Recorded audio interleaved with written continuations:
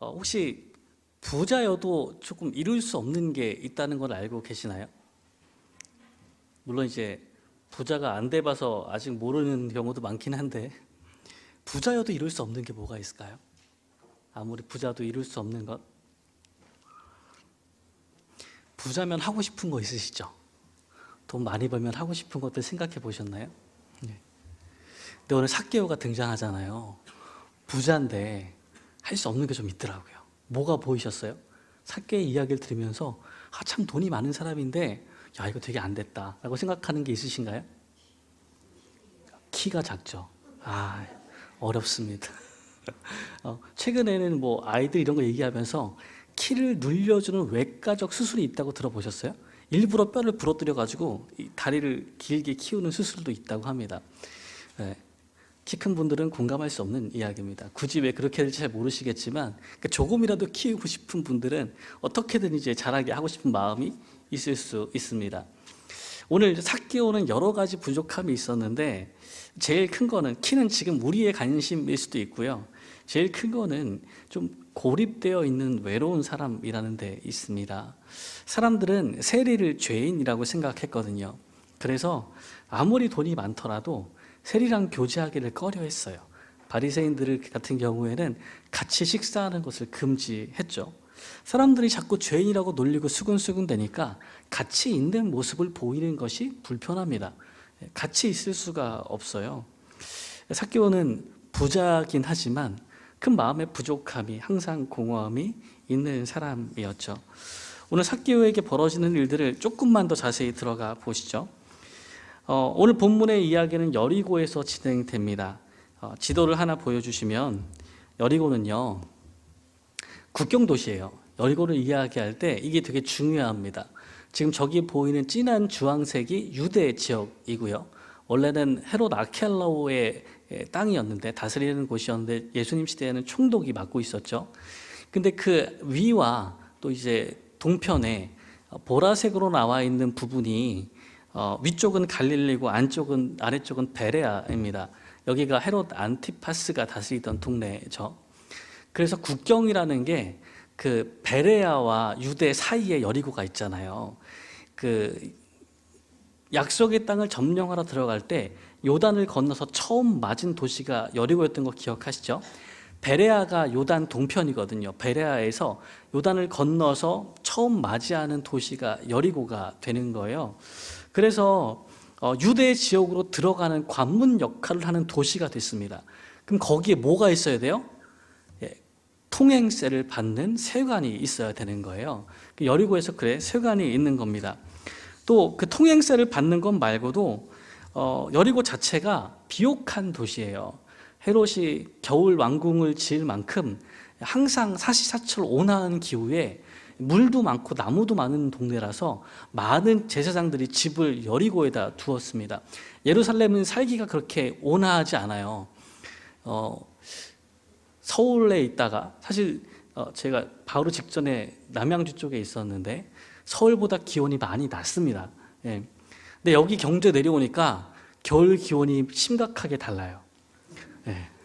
저희가 그 작년 올 초설이죠. 올 초의 설에 이제 처가에 올라가는 길에 봤는데 여기서 출발할 때랑 도착했을 때랑 온도가 한 6도 차이가 나더라고요. 예. 따뜻한 곳에 살고 계신 거죠. 예. 좋은 곳에 살고 계시는 걸 기억해 주셔야 됩니다. 예수님 당시에도 예루살렘은 기후가 그렇게 좋지 않았어요. 산 위쪽에 있잖아요. 여리고는 항상 온화한 지역이라서 돈 많은 사람들이 집을 지어놓고 살았습니다. 그러니까 부자가 많이 사니까 세금도 많이 내는 거예요.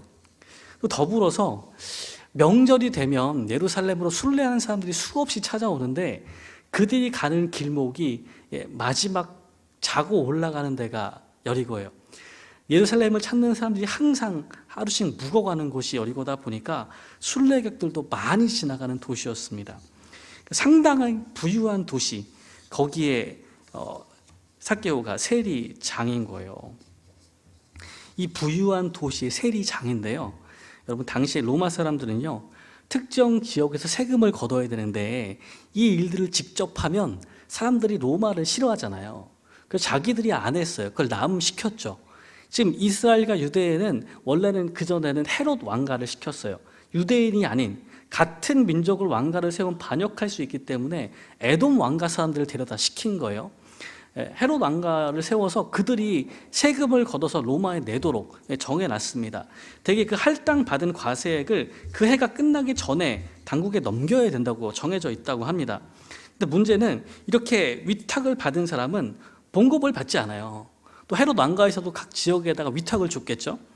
이 사람들은 돈을 받는 게 아니고 자기가 세금 이상을 걷어서 세금을 납부하고 남는 것이 자기께 되는 거예요. 세리들도, 세리장들은 아마 그러한 지역을 분배받아서 내가 거기서 얼만큼을 걷어서 내고 나머지는 내 거가 되는 그런 일들을 했을 거예요. 근데 세리장이라 그랬죠. 삭개오가 직접 찾아다니면서 돈을 벗지 않아요. 그 밑에 많은 세리들이 직접 만나서 걷어오고 삭개오는 그걸 모아서 전달하는 역할을 하고 있는 이제 관리직에 속하는 거죠. 자, 로마에게 거둘 세금을 정했어요.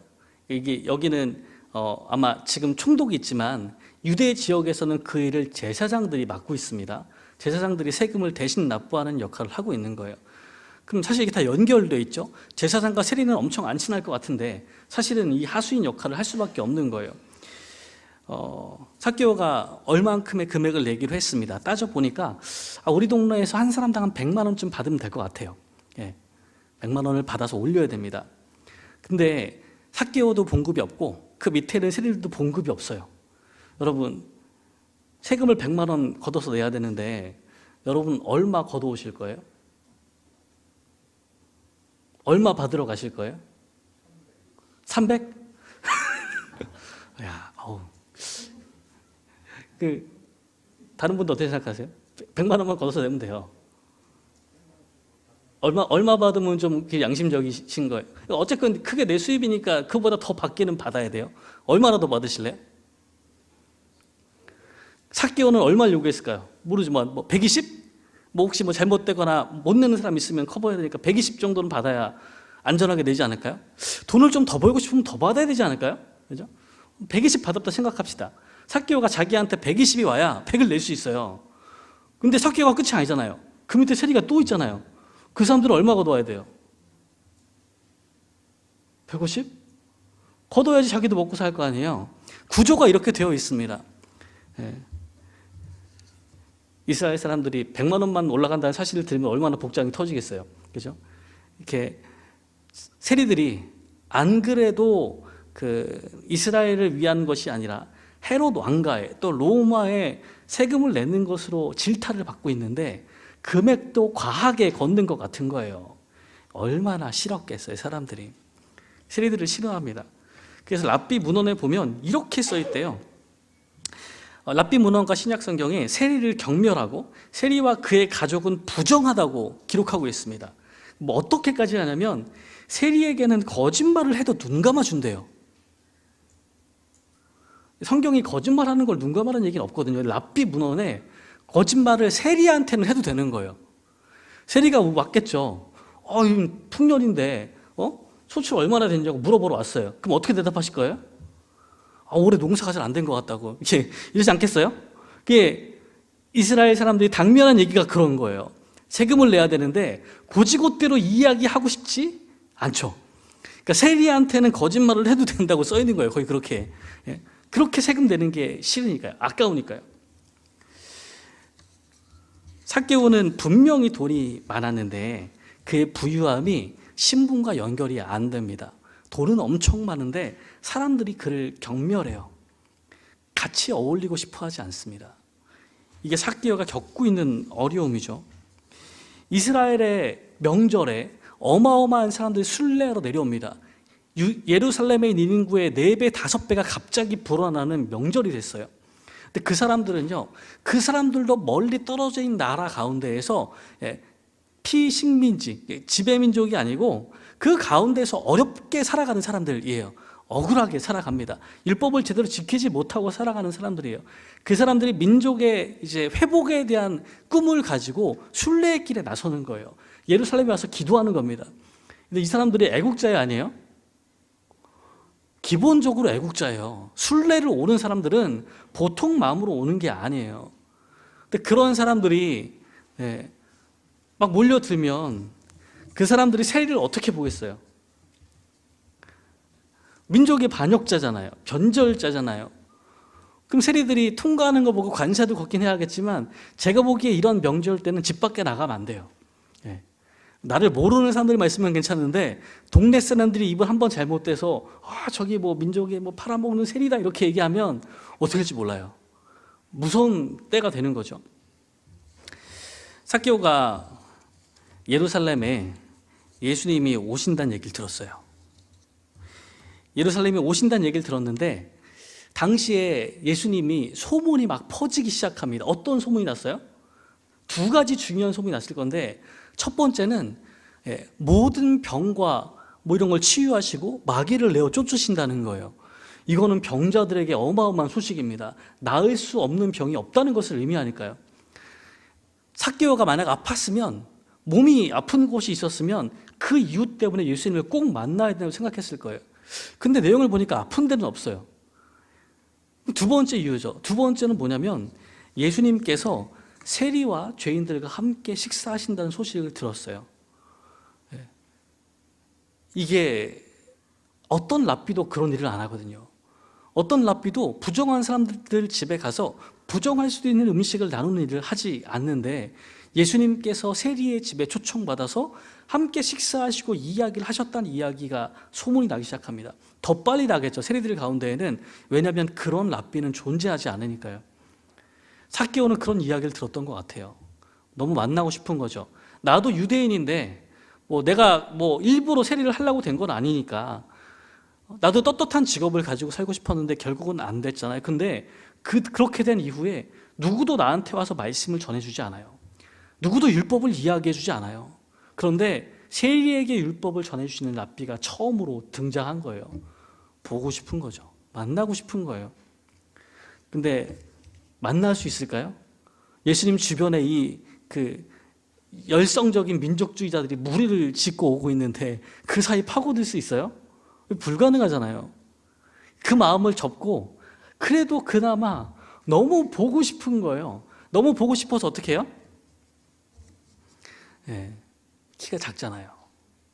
얼마나 작았을까요? 여러분 어느 정도가 작은 키예요? 한국인의 평균 키 애들이 너무 크고 있어가지고 자꾸 올라갑니다. 지금 170 중반 정도 돼야 정상이었는데 평균 키가 170 초반이었거든요. 계속 올라가요. 점점점 이제 더 작은 키가 되고 있는데 삭개오의 마음을 아시나요? 당시에 지중해 근처에서는 150이 정도 돼야 그 밑으로 가야 작은 키라고 생각했나 봐요. 상당히 작은 키죠. 안 보여요. 어떻게 해요? 그래서 머리를 쓴 게 좀 타고 올라가기 좋은 나무를 타고 올라간 거죠. 여기 돌 무화과 나무라고 나오는데 가지가 초반부터 두 개로 갈라진 데가 밟기가 좋은 위치에 나무가 갈라져서 있는 거예요. 그 나무가 올라가서 보고 있습니다. 근데 중동의 관습상 여기 본문에 보면 4절에 보면 앞으로 달려가서 보기 위해서 돌 무화과 나무에 올라갔어요. 예수님이 무리와 함께 쭉 가시는 걸 봤는데 당시에 여리고가 계획도시가 좀 크기는 해요. 근데 그 무리가 걸어갈 만한 길은 뻔해요. 하나밖에 없어. 근데 여기서 봤는데 도저히 얼굴도 안 보여요. 사람에 갇혀서. 근데 여기서 보면 답이 없으니까 어디로 뛰어간 거예요? 미리 이 행렬이 갈 다음 곳까지 뛰어가서 거기 있는 나무에 올라간 거예요. 근데 당시 관습상 어른은 안 뜁니다. 말씀드렸죠. 뛰면 쌍놈 같은 느낌이라고. 안 뛰어요. 삭개오는 뛰어요. 보고 싶은데 이번 기회밖에 없을 것 같은데 거길 뛰어가서 나무에 올라갑니다. 목표는 뭐예요? 예수님 얼굴 한번 보는 거예요. 그래서 무리가 가다가 거기 멈췄어요. 예수님 멈추신 거예요. 어떻게 하세요? 삭개오를 불러요. 여러분 그때 삭개오 마음이 어땠을까요? 뭐 하려고 올라간 거예요? 얼굴을 보려고요. 만나려고 올라간 거예요? 아니에요. 근데 이게 막 키도 작은 삭개오가 막 땀 막 이렇게 흘리면서 올라가서 이렇게 보고 있는데 갑자기 불렀어요. 온 무리의 시선이 딱 왔을 때 어떤 느낌이었을까요? 진짜 부끄럽지 않았을까요? 거기 올라간 것도 부끄럽고 시선이 모이는 것도 부끄럽고 정말 난처한 상황이 벌어진 거예요. 그때 예수님께서 어떻게 하시냐면 멈추신 다음에 삭개오야 하고 부르세요. 처음 본 거예요. 처음 본 거고 한 번도 이야기한 적이 없는 사람입니다. 예수님께서 정확하게 이름을 부르시는 거예요. 당시에 유대인들은 선지자들만 이런 것들을 미리 알 수 있다고 생각합니다. 예수님께서 삭개오야 하고 자기 이름을 부르는 순간 삭개오는 자기가 만나가 있는 분이 하나님이 보내신 선지라는 생각을 분명하게 확신을 가지고 알게 되는 거예요. 누가 나를 부르시냐고요? 하나님께서 보내신 선지자가 나를 부르고 있는 거예요. 내 이름을 아시는 거예요. 한 가지가 더 있습니다. 예수님께서 말씀하실 때 이름만 부르시는 게 아니고 내려오라, 속히 내려오라. 내가 오늘 내 집에 유하여야 하겠다라고 말씀하시는 거예요. 너희 집에 머물겠다. 근데 말씀드렸죠. 예수님께서 유명한 랍비가 되셨어요. 너무 유명해요.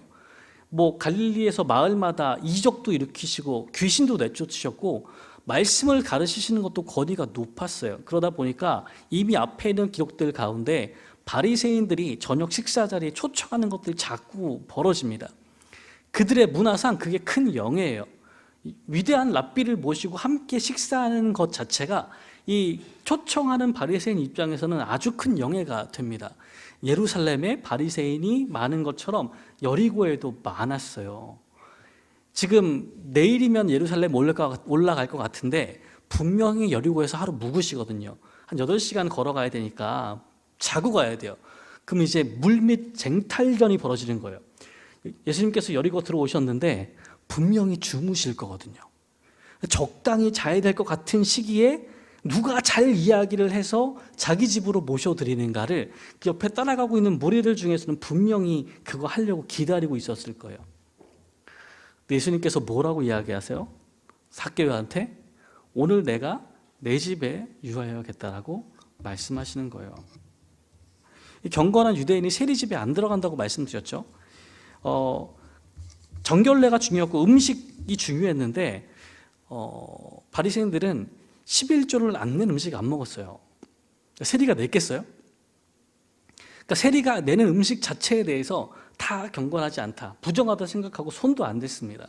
근데 예수님께서 그 집에 들어가려고 하시는 거예요. 물론 예수님께서 바리새인 집에도 초청받으신 적이 있고 한 세리의 초대에도 응하신 적이 있는데 지금은 아무도 초청도 안 했는데 수많은 집들 가운데에서 하필 세리의 집에 들어가겠다고 이야기하신 거예요. 생각해 보세요. 지금 민족의 독립과 해방을 바라는 무리들이 어마어마하게 예수님이랑 같이 움직이고 있단 말이에요. 예루살렘에만 가면 큰 일을 일으키실 것 같은 그분이 지금 바로 직전에 여리고에 오셨는데 그럼 어느 집에 묵으셔야 돼요? 독립과 해방을 꿈꾸는 율법주의자들 집에 가셔야죠. 거기서 그 다음을 논의하고 올라가셔야 그 내용이 맞잖아요. 근데 지금 어느 집에 가시겠다고요? 민족의 변절자 집에 들어가시겠다잖아요. 이게 용납이 됩니까? 오늘 7절 말씀에 그 이야기가 웅성웅성하는 거예요. 사람들이 그 장면을 보고서 수군거리기 시작하는 거예요. 그가 죄인의 집에 묵으려고 들어갔다. 민족을 팔아먹는 놈 집에 들어가려고 한다. 이게 엄청난 이슈가 되는 겁니다. 사람들의 기대는 그러겠죠. 예수님께서 물론 삭개오를 만나신 것까지 괜찮아요. 만나셨어요. 그러면 이야기하셔야죠. 이런 민족의 반역자야. 네가 이 착한 민족들을 억압하는구나. 동포의 피를 빨아들여서 제국의 배를 채우는구나. 이런 식의 이야기를 하셔야 되는 거죠. 내가 조국을 배신하고 하나님을 저버렸다. 율법을 저버렸다. 이 마을 사람들이 너를 미워하는 것도 당연하다. 내가 정말 너의 집에 가기를 원한다면 너의 죄를 회개하고 성전에 올라가서 정결례를 행하고 돌아와서 율법에 따라 살아라. 그럼 내가 다음에 너희 집에 들어가겠다. 이게 기대하는 바가 아닐까요? 명확한 예수님께서 하실 법한 일이잖아요. 우리의 마음에는 이런 것들이 가득 차 있는 겁니다. 그런 사람들은 분명하게 심판하고 회개시킨 다음에 그 다음에 하셔야 맞지 않을까라고 이야기를 하고 있는 거예요. 놀라운 일이요. 무리의 기대가 어떤지 아시면서도 예수님께서 삭개오의 집으로 먼저 가셨다는 겁니다. 우리는요, 회개가 먼저 있는 거를 전제하는 경우가 많습니다. 하나님의 은혜를 받고 삶이 돌이키는데 뭐가 먼저 필요해요? 회개에 합당한 열매가 먼저 필요하다고 생각하게 됩니다. 변화가 있어야 되는 거예요. 그냥은 잘 안 됩니다. 근데 오늘 본문에서 삭개오의 회개가 먼저인가요? 예수님의 그 먼저 다가가서 내 집에 유하여겠다가 먼저예요? 어느 게 먼저예요? 예수님의 이 들어가겠다고 너를 나와 함께 식사하는 사람으로 보겠다라는 이 말씀이 먼저 있는 거예요. 이게 놀라운 일입니다. 무리의 기대를 완전히 벗어나는 가장 놀라운 일입니다. 또 두 번째 놀라운 일이 있습니다. 삭개오가 예수님께서 우리 집에 들어오시겠다고 했어요. 내려오래요. 깜짝 놀라서 내려가죠. 근데 주변에서 계속 수군거려요. 저 죄인의 집에 들어간다고, 어떻게 위대한 랍비가 저런 사람 집에 들어갈 수 있냐고 계속 무리가 웅성대기 시작합니다. 집에 가는 길 내내 그래요. 그럼 예수님께서 마음을 돌이키시고 막 가실까 봐 조마조마한 거죠. 근데 그분이 흔들림 없이 우리 집까지 직진하시는 거예요. 우리 집에 들어오시는 거예요. 삭개오가 어떤 마음이었을까요? 그분이 일반적인 유대인들도 나와 함께 식사하지 않는데 그 위대한 랍비고 선지자인 그분이 우리 집에 들어오는 순간 삭개오의 마음에 중요한 것이 변하기 시작합니다. 들어가신 다음에 예수님이 아무 말씀 안 하셨거든요. 삭개오가 먼저 이야기를 꺼내기 시작하는 거예요. 8절 말씀에 보면 주여 보시옵소서, 내 소유의 절반을 가난한 자들에게 주겠사오며 만일 누구의 것을 속여 빼앗은 일이 있으면 내 갑절이나 갚겠나이다 라고 이야기합니다. 제자도는 선생님에게 무엇을 주는 것들을 포함하기도 하는데 급진적으로 재산을 두고 가는 것은 그 제자도에 대한 표시인 거죠. 예수님의 제자가 되겠다는 결심을 고백하는 거예요. 근데 예수님의 제자가 되면 평범한 유대인과 같은 등급일 수 없어요. 내가 이 위대한 분의 제자가 된다는 것은 그보다 훨씬 괜찮은 사람이 되기를 바라는 거예요. 삭개오가 그래서 속여 뺏은 것이 있으면, 다른 사람들 것을 빼앗은 것이 있으면 배상하겠다고 이야기하는데 4배를 갚겠다고 이야기해요. 일반적으로는 2배입니다. 율법에서 정한 것은 2배예요. 삭개오는 4배를 얘기하는데 4배에 해당하는 이야기는 속여 빼앗은 정도가 아니고 훔친 소와 양을 죽이거나 팔았어요. 그리고 그게 걸렸어. 증인들이 많아요. 이런 극단적인 경우만 4-5배를 배상하는 거예요. 일반적으로는 내가 돌려줬어. 이거는 약간만 가산합니다. 2배도 아니에요. 약간 가산하고 끝나는 일이에요. 근데 삭개오는 그렇게 이야기하지 않아요. 왜냐하면 내가 예수님의 제자가 될 때 일반적인 유대인들보다 훨씬 기준이 높아지기 때문이에요. 내가 이런 분을 모신다면 더 높은 기준으로 살아가겠다고 고백하는 겁니다. 예수님은요, 하나님의 은총을 통해서 진정한 구원이 일어나는 것들을 보여주세요. 마틴 루터가 그런 이야기를 했는데 3가지 회심이 있대요. 첫 번째 회심은 머리가 회심하는 거죠. 이해하는 거예요. 무엇이 잘못됐고 내가 왜 그렇게 해야 되는지를 깨달은 다음에 머리가 회심하는 거고요. 두 번째는 가슴이 회심하는 거예요. 그것들을 내가 느껴야죠. 하고 싶은 일들을 만들어내기 시작하는 겁니다. 새로운 방식으로요. 세 번째가 돈지갑이 회심하는 거죠. 재물을 쓰기 시작하는 거예요. 삭개오는 오늘 예수님을 아주 짧은 시간 만나고 있는 것처럼 보이지만 이 3가지가 아주 짧은 시간에 동시간대로 이루어지고 있습니다. 예수님께서 삭개오의 이 회심을 보고 뭐라고 얘기하시냐면 9절에 오늘 구원이 이 집에 이르렀으니 이 사람도 아브라함의 자손이미로다라고 선포하십니다. 많은 유대인들이 나라의 회복을 꿈꾸면서 예루살렘을 향해 가고 있는 때에 그들이 가장 싫어하는 민족의 변절자의 집에 들어가셨어요. 사람들의 생각은 그전까지 어떻게 저런 죄인의 집에 들어가실 수 있는가 했어요.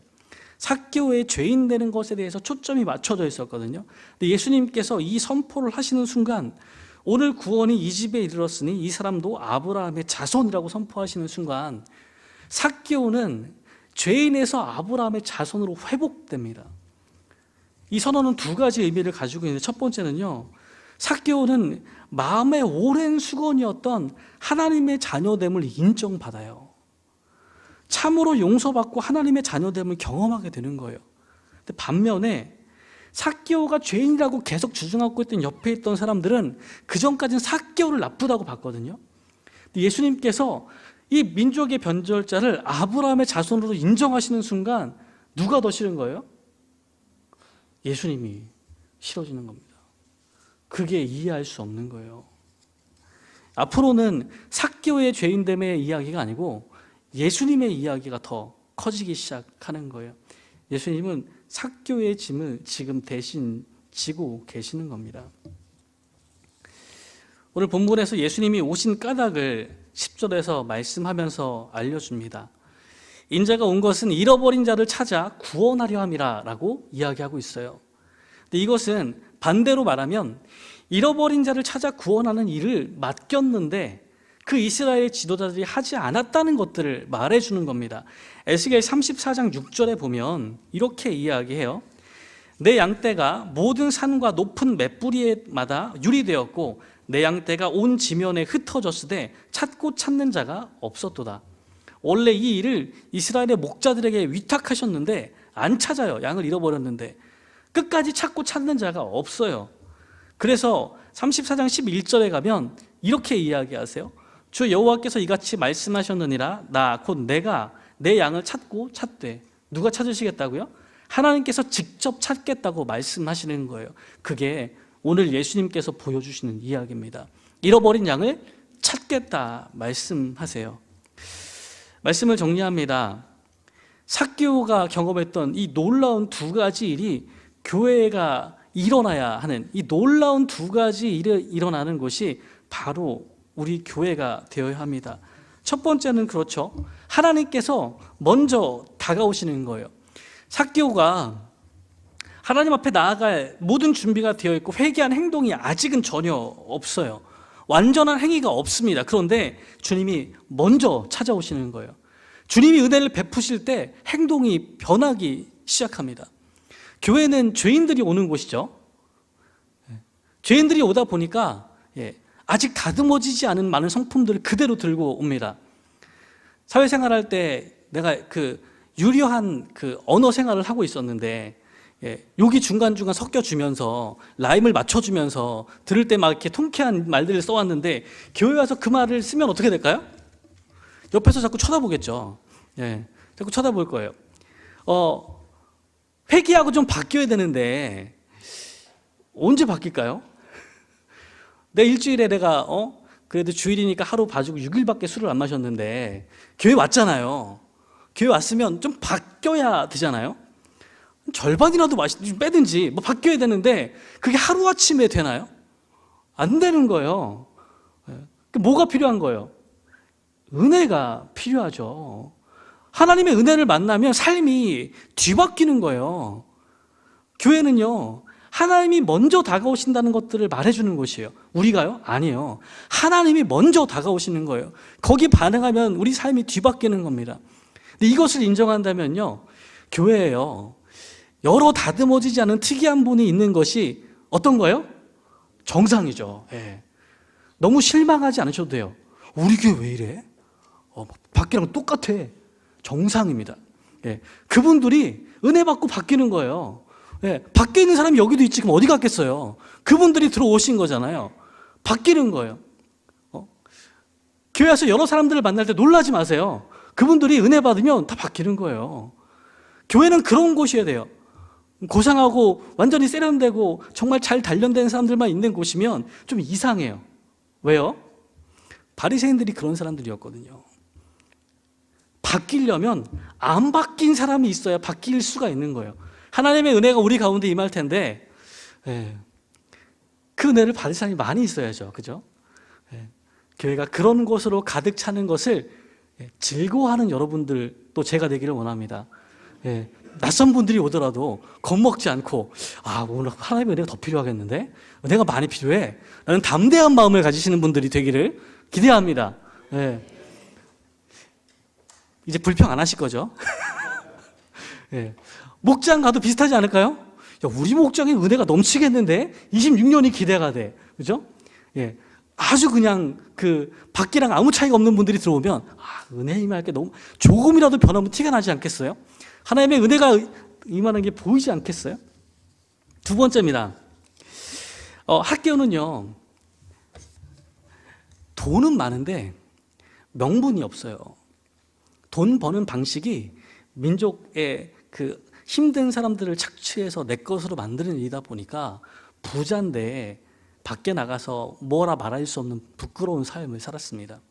근데 이런 삶을 살다 보면 내가 돈 많잖아요. 또 열심히 일했어. 그 삭개오 특성상 과하게 뭔가를 취하지 않았을 수도 있어요. 밑에서 알아서 가져오거든요.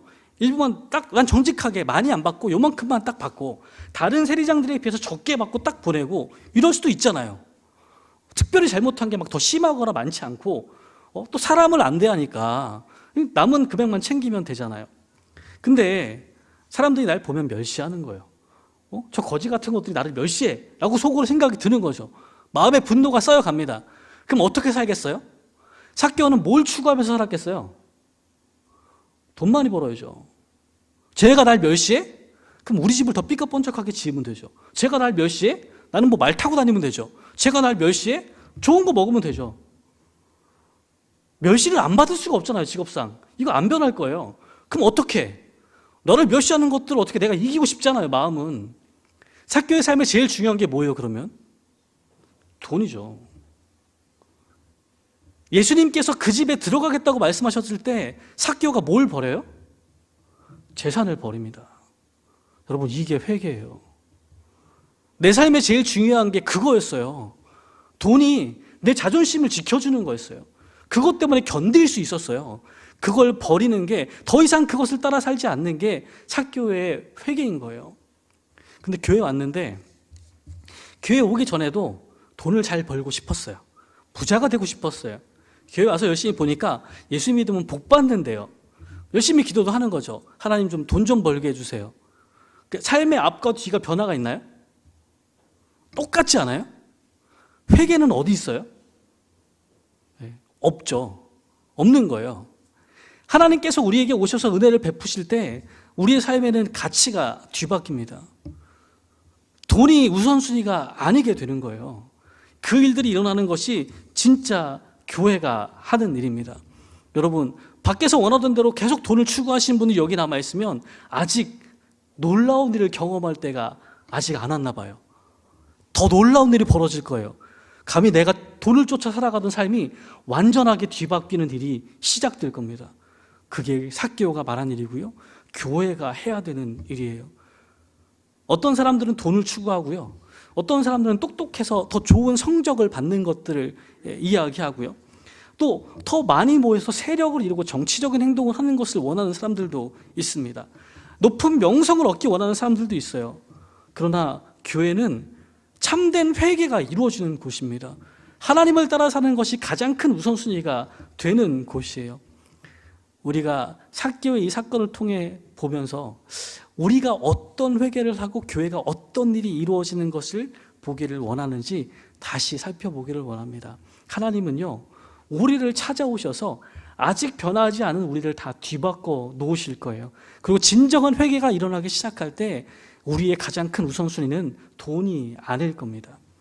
명성이 아닐 거예요. 그 일들을 경험하는 저와 여러분들 되어서 잃어버린 양을 되찾는 하나님의 뜻에, 하나님의 마음에 합한 사람이 되기를 원합니다.